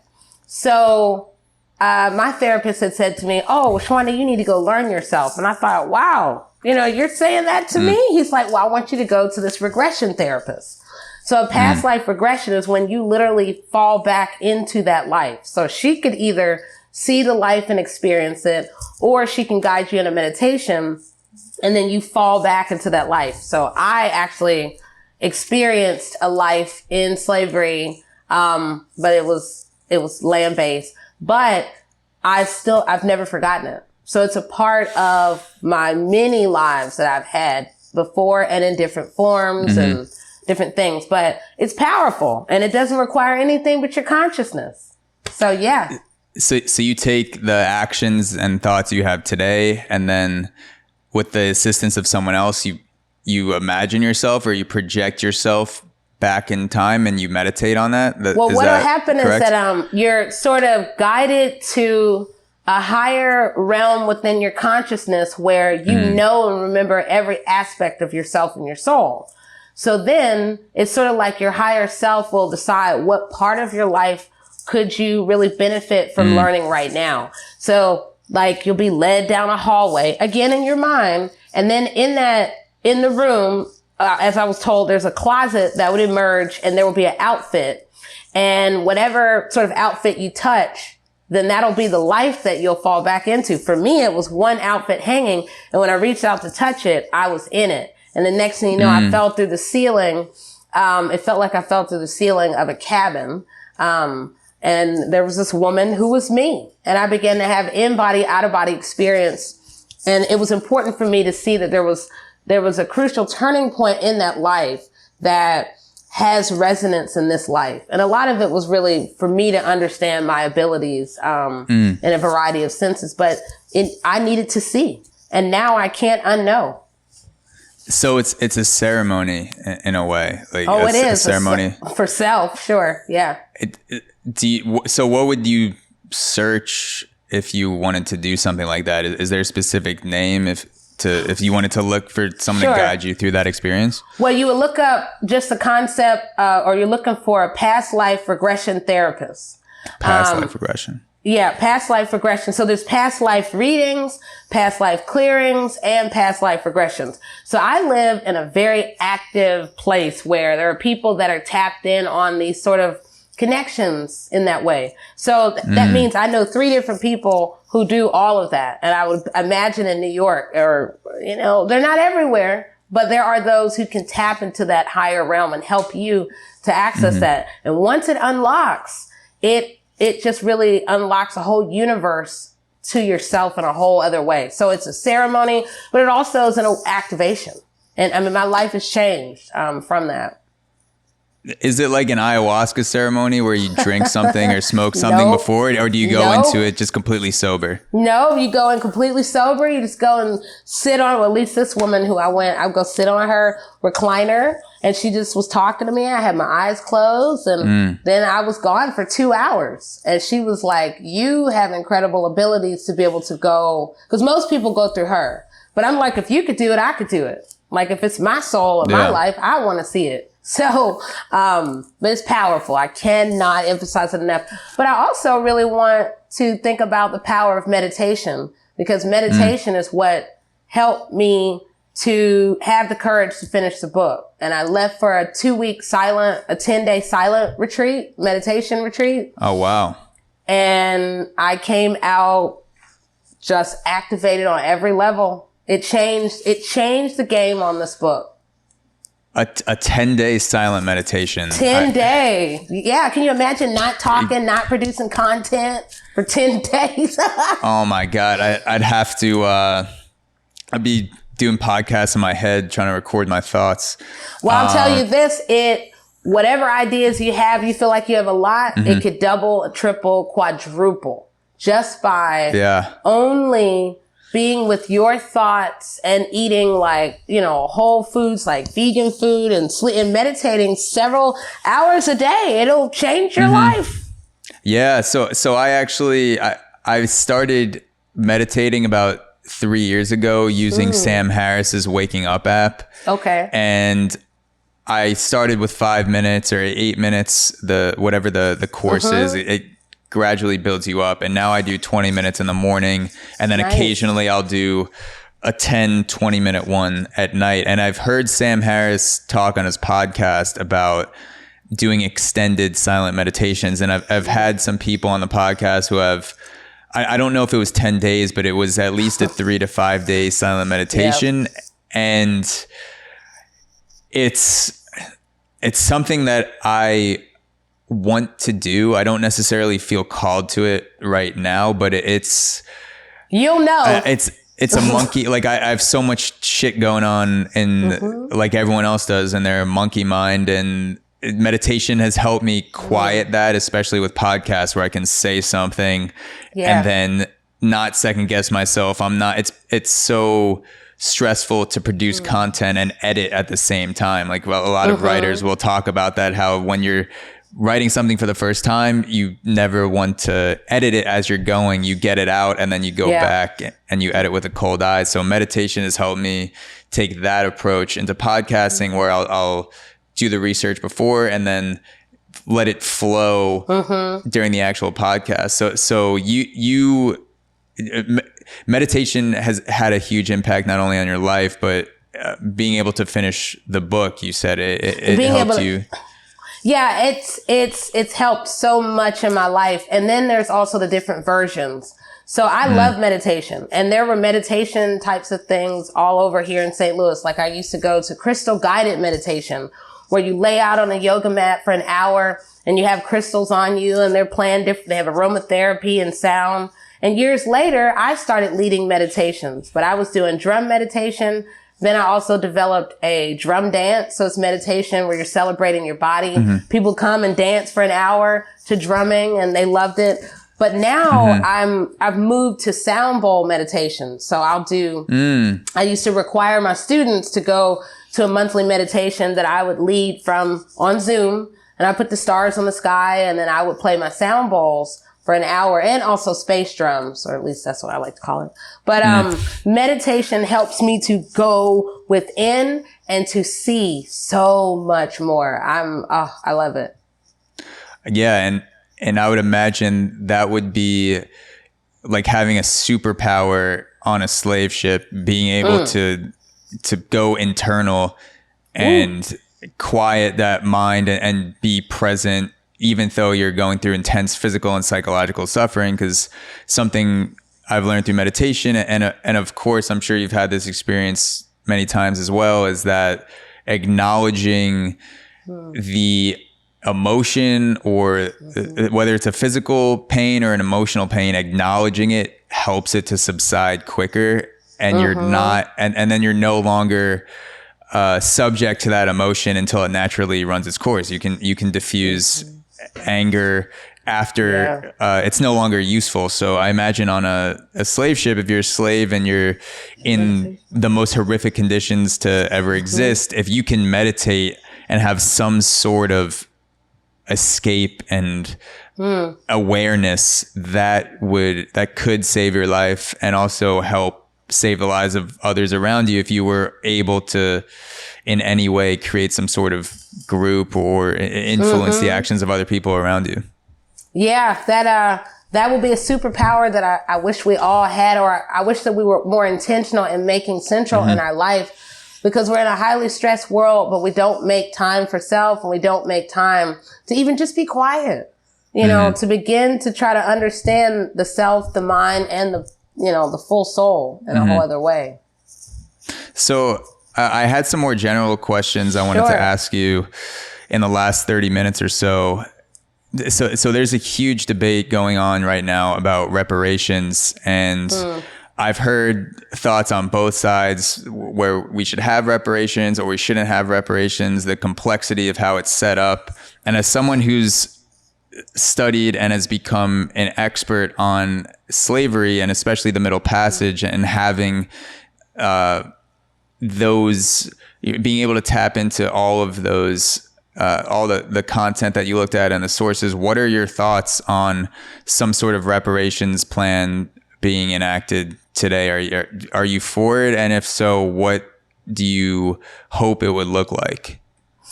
Yeah, thanks. That's definitely been a lot, I should say, an increase of this particular question. And in fact, that just came from a talk that I gave in Savannah where I was asked about it. And my emphasis has always been about reparations in the form of education. Because even right now, as education is up for debate, we then have to sort of look at what would it mean to have that, like, where no one can ever forget again. So then I'm back to that power of curriculum. Because a lot of people, for others, it is sort of give me a dollar amount. They want to think in dollars, but it's almost so complicated even when we think about memory. And that's a whole other currency that is overlooked in it. However, we have to think about the generational differences of this history and reckoning with it. So we're going to really have to innovate the different ways of engagement that, almost will require more of a global partnership on the meaning of this history and how we want the legacy of the remembrance to continue. So for me, I'm always going to go back to, if people are teaching and educating and empowering on it, then we won't forget. But the moment that it becomes locked at just dollars, the other side we have to look at is some people will say, well, look, we gave you money. The conversation's over. So we do have to think about all sides of it. And we also have to think about, the attempts to move that needle. Why didn't it work before? How were people responding when these conversations came up in the 90s? What's so different now? And even decades earlier, or even when Dave Chappelle had his episode and thinking about what would it mean with reparations. So we have to think about, we have to almost go deeper in the spiral of understanding to get at what will that mean for someone in 2021, and what will that mean if we're thinking about it in 2050? Where are we in the world? Yeah, no, that makes sense. And I know there are people that are studying and thinking for dozens of hours a week about these types of problems. So in my very unqualified opinion about reparations, I will say that I often don't hear people bring up the other side of the dollar amount, which is that if you, let's say, somehow you were able to pinpoint the genetics of people who are descendants of slavery, or do you just give it to all black people? Do you, what does it have certain income levels, like tax reparation brackets, things like that? But let's say you figured it out and you finally nailed down, okay, these people are going to be sent this dollar amount as a payment. Then you open up the door of white people and people who were not given those payments, regardless of what race you are. You open the people that did not receive financial aid from reparations to say, okay, you got it. Shut up now. Like, you're done. There's no more problems. Like, we took care of this already. And people talk about reparations, financial reparations, as if it's a solution. And education, to me, makes much more sense. And investing money into education makes much more sense, because then that's compounding over time. When you create an institution, it's going to be stronger, hopefully 50, 100 years from now than it is today. And then you can educate people about anything. You can teach financial education. You can teach people about slavery. You can use education as a weapon to combat the gaps for which you thought that a check would completely fill. And I'm not saying that money doesn't make a difference, because a lot of people would say, like, fuck yeah, like I'll take give it to me. I'll take it right now. Yeah, give me that check. I'll figure it out. I'll educate myself. I'll go on YouTube. And which would actually be great. But I think it should be something more in lines of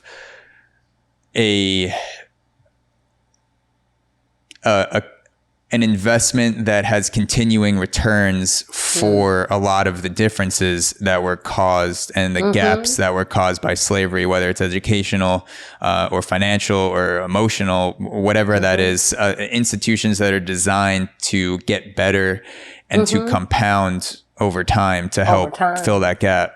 Yeah, it's needed. I mean, the overtime, the legacy, the future, where are we going to be? And again, I feel like remembrance is my word today, because with slavery, it really is an attempt. We have to make all efforts to try to remember, because there's so much attention being given to remove it, to erase it. And then for others, it is, it's like a stain on American history, where it's like, it's there. You don't want to acknowledge it. So we're just sort of at a turbulent time with all of this, because fundamentally to remember is also remember race, and how far people will go in using race to upgrade or downgrade people's lives in a variety of ways. So I'm going to continue to be the proponent of education. It just, that's my thing. And I feel like that it just can pay off in so many different ways in the future if we are innovating education in different ways. So meaning as we're seeing celebrities open schools, well, then we got to really think about, okay, what type of education will take us to a higher ground than, where we are right now. Yeah. And I would say if you're going to focus on the financial aspect of reparations, another part that could be introduced that's not necessarily education, it's not directly education, but if you think about all the things that slavery did, which is cut off the wealth for slaves and then the accumulation of that generational wealth for slaves and then access to technology, whether it's financial or medical or whatever, you could today give Black people and people that have historically been disenfranchised first access to great technologies that would normally be reserved for the people who can afford to buy it at first, because typically it goes to, like, the richest people get the first like the first iPhones, whatever it is. It costs $2,000. Then over time, as you get better at producing it, then everyone else can get access to it. So there could be some sort of reversal with certain technologies and programs where you say, okay, we're going to give people who have been disenfranchised access to these technologies first. We're also going to sell it so we can make money, but also we're going to put aside some sort of space where people can access this technology or education or whatever, the medical assistance that normally would not trickle down to them for another 5, 10, or 20 years. Yeah, exactly. I agree with you. Yeah, that's my unlicensed, unqualified. Well, I'm sure they're out there taking notes. So there's a lot of stride that it's going to continue to be made in the near and far future. Yeah.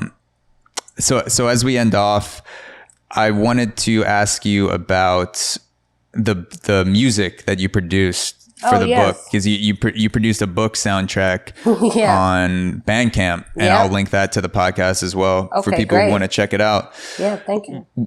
What was that process like, creating the soundtrack and linking it to each chapter? Because I know you worked with other musicians as well, and your voice and instruments are on those tracks too. Yeah, thank you. At the time, I was a part of a band, and being here in St. Louis is very musical, and I really began to find my voice and my courage by being a part of a percussion band.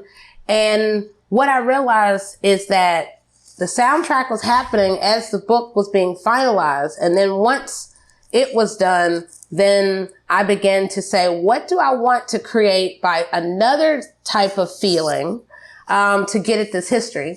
So for every track, what I did is I went and I gathered together music that to me by sound can reflect even certain sounds or just certain almost emotions that can come through the through the music itself. And then also I'm reading from it. So I honestly wanted to go as far of where no academic had gone.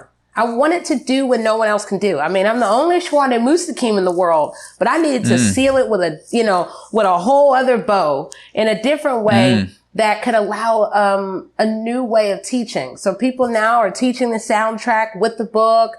And I also have taught it myself, allowing students to decode the soundtrack so they can begin to think, oh, okay, that track on Blood Memories, when you heard it, what did you hear? What sound sort of really reflected perhaps what you learned about in the book itself. So it was a really powerful experience. And for a few years, I was able to go and travel to different universities and perform. So we would I would do a book talk, and then we would have like a whole other cosmic meditation after. And that was extremely powerful. So going to be looking to continue a lot more of that, but music is my thing. And then when we couple music with memory, we can take it to a whole other level. This century is allowing us to do that.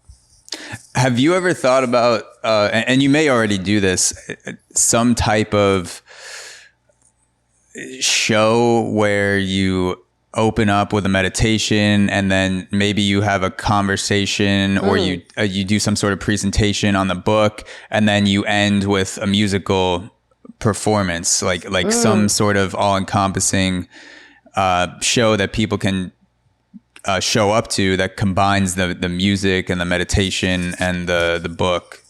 I would hope for that. It's interesting. I have to almost remind people about the innovation with that. Almost if we can bring the music with, then we can go to another level as opposed to your typical sort of book engagement. So in the future, I'm hoping for more of that because I know how to drum and I sort of become my own show in and of itself, but it is about guiding through sound and meditation, but then connecting with the book. I mean, it's endless possibilities, but we needed the lockdown to sort of be reminded the power of audio all over again, because people sort of took it for granted at first. Like, oh, that's so cool, you're doing a soundtrack. But now it's like audio is really having its whole other moment. And we want to tap into that in whatever way that we can. Because now that the book just came out on Audible, that, again, is a whole other way of engaging this history now through sound. So, yeah, and music is such a great universal language that can tie into other aspects of creativity so easily, whether it's a book or a film.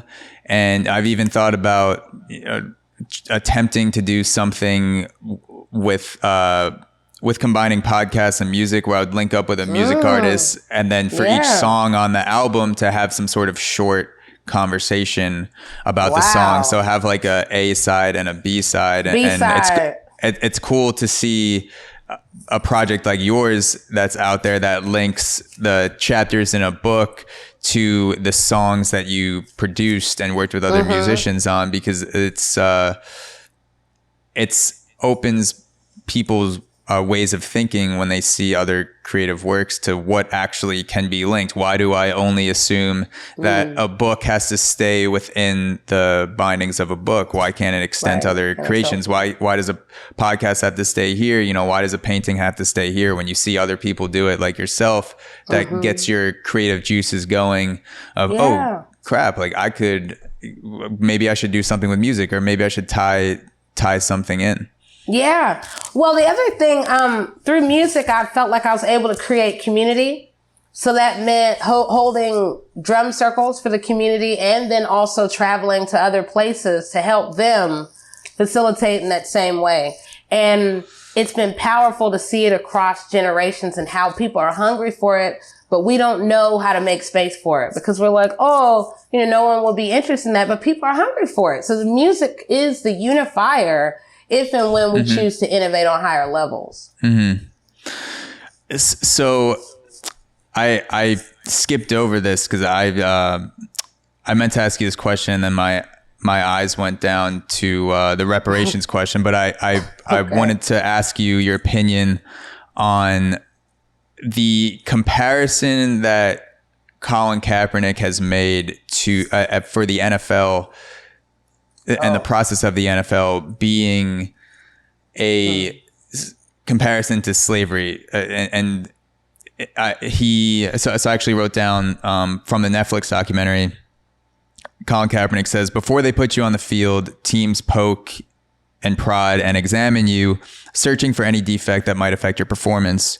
No boundary, respect, no dignity left intact. And then it goes on, the scene transitions to an open market in American slavery's era, where the players are shirtless and shackled and then sold before one of the slave owners as he shakes hand with a football coach, merging past with the present. So I'm trying to keep an open mind about his comparison of the NFL to slavery. I've never been through the NFL process. I played baseball in college, but he's played on the main stage.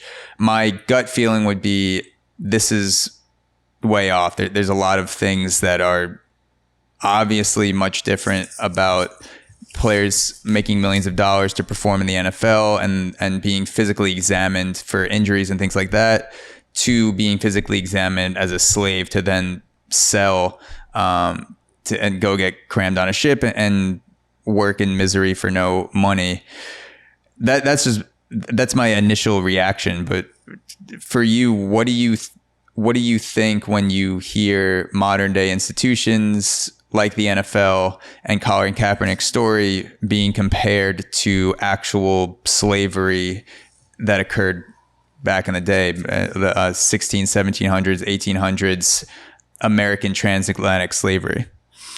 Well, for me, it falls in line with what I've heard. I've heard it. We hear these contemporary invocations, and I honor his experience in hearing that. And then thinking about the world of football in and of itself, this investment in these bodies, that has a whole other sort of connection that only one within that world would know. And then even more, his understanding of history, his identity, and his overall evolution would allow him to begin to see the power of money and then just power itself over and over. Now, that aside or in tandem altogether, hip hop artists continue to invoke where we are in their lives thinking about slavery. So we hear it, but it's sort of, when it's really in your face, almost in a documentary, that's different than hearing Kanye West on his album where you're hearing, oh, this is like a slave ship. And then people,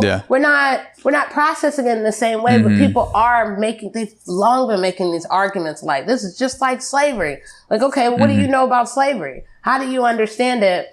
And then, of course, then where are we in our contemporary world? So it makes for necessary conversations in a whole other way. So I salute Colin for being here, and even more, what he's been confronting, but then to go that far to liken it to slavery, that's a deeper understanding of the integration of so many different institutions and systems that, again, fueled by money and there's a larger enterprise that's at work. So it's not about if I agree or don't agree, because I played another type of football, soccer, but the real football, I can see the visuals, the immediate comparisons that come to mind is the NFL Combine, where you strip down naked and your players examine you, coaches examine you, you perform, and then you sign a contract to go play for a team. So I can see the direct visual, I could, even that to me seems like a stretch to comparing that to someone on a slave block being ready to be sold. But to me, and again, I have no idea what it's like to be in his situation, but to me, it seems like you're taking the negative things that you've experienced in your career that you've had the power to make decisions on. So you've made choices to pursue a career in football. You were very skilled and you worked to develop those skills. And then you had what I'm sure are bad things and negative consequences that are not entirely created by you. But you've had those have been revealed to you within the system of the NFL. And so he's taking his negative experiences that he was able to go through because of the freedom he has to make his choices, and then comparing that to the negative and much more brutal experiences that slaves went through who did not get there because of their own accord. They weren't allowed to make a choice to get into that particular field. It was, they were kidnapped in the middle of the night. So to me, I could see the stretch visuals of it, but then to liken it to the slave experience is, I don't know. I know too many professional athletes from all different backgrounds that, yes, I know they're treated like shit in many cases, especially minor league baseball players. I'm friends with a lot of minor league baseball players that work for like $600 a month, and it should be better conditions, but I wouldn't compare it to slavery. So again, don't have Colin's experience, don't know what he went through, but that was my immediate take on it. Yeah, and I'm sure you're not alone. I mean, of course, because we can't take for granted thinking about the freedoms that are ever present around him and even around us. To think back and, again, try to imagine this past that no one ever wants to relive. And yet then to be a public figure, celebrity, icon, there's just so much that different people have expectations, on what it may mean or their thoughts. And yet, he's a human being who's expressing, what he's seeing and feeling and experiencing. Now, in the future, it'll be about what do you do with that understanding? Again, going back to the power that does lie in hand to be able to change the conversation or begin to upgrade, life for different people and how we're evolving. Yeah. Yeah. It's, very, very complex issues, especially with sports. There's a lot of factors in play. There's a lot of different forces. I guess that could be a similarity to the industry of the slave trade, is that there's a lot of different parties that are involved in making decisions and influencing the final product, which is the NFL player that's on the field. Yep. So I can see it from that standpoint. To bring, oh, sorry, go ahead. Well, no, I was just going to remind us about consumers. We're the consumers, and that still is about demand, in a whole other way. So it's all interconnected. Oh yeah. Demand for athletes is absolutely brutal. There's no room for liking someone as a person if they don't perform, whether it's in college or professionally. There's a very quick chopping block for someone who does not perform the way you want. Of course, you have people that sign huge contracts that will be given a much longer leash, but if you're the average football player or baseball player, basketball player who got drafted in a middle to late round and you don't perform well, it doesn't matter what a person thinks about you, or even if they like you, it's very cut and dry. You're not going to make us money. You're not going to perform. So we'll see you later, or trade you to another team. Right. Exactly.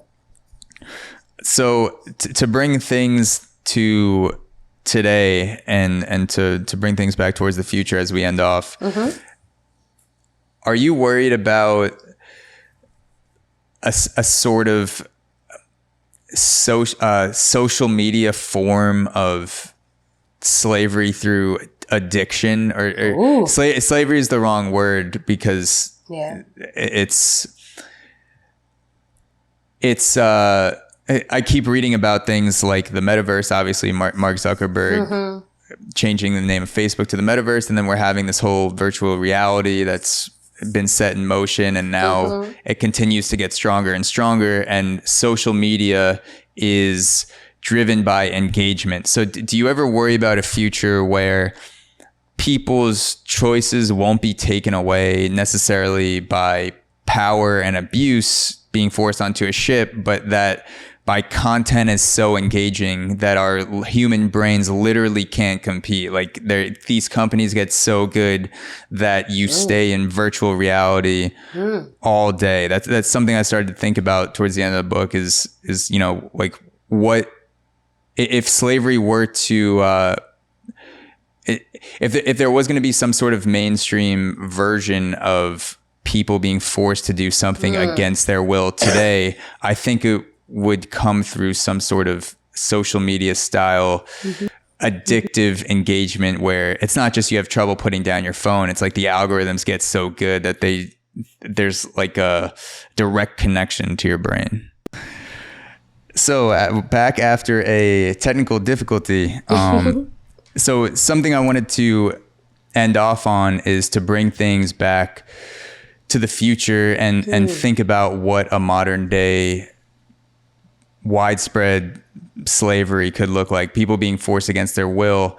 And I was saying that it seems like if something were to happen like that today, where people are being forced against their will to do something, it wouldn't be through abuse or aggression in a place like the United States, where people are being forced onto slave ships. It would be something along the lines of social media and things like the metaverse, virtual reality being so addicting that you literally can't put your phone down, or you're linked up to virtual reality, the metaverse, all day, where these companies are, basically using your attention against you to, in a way, enslave you and force you against your will through engagement that our human brains can't compete with. Do you ever think about what that might look like, knowing what you do about slavery 400 years ago, 300 years ago, and kind of projecting that onto what that may look like today?